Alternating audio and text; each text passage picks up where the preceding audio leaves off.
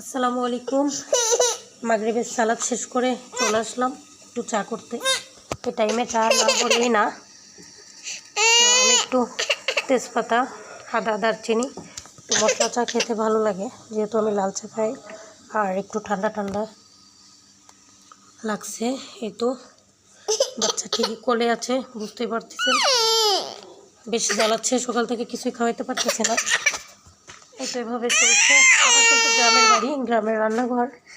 আর আমাদের বাড়িতে যেহেতু কেউ সেভাবে থাকে না, এই জন্য সেভাবে গোছ গাছ নাই। এর একটা দেখি ইনশাল্লাহ চেঞ্জ করবো আগামীকাল। গ্রামের বাড়ি ইঁদুর তেলা পোকার উৎপাতে ভীষণ যন্ত্রণায় আছি, এর মধ্যে ইঁদুর ঢুকে যায়। এই নেটগুলা কেটে ফেলছে। এই তো আজকে মেহমান ছিল, সব মিলাই 10 জনের আয়োজন ছিল, 10-12 জন। তো এগুলাই যে থালাবাটি পরিষ্কার করে ওই আপা এখানে উপর করে রেখে গেছে। আমি সন্ধ্যার নাস্তা শেষে বাবুকে ওর বাবার কাছে রেখে এগুলো গুছিয়ে ফেলবো ইনশাল্লাহ। এখন চাটা খাই, খেয়ে নিজেকে একটু ফ্রেশ করি। এই তো পানিগুলো ফুটে গেছে সুন্দরভাবে। এখন চা পাতা দিব, চাটা নামাই নিব।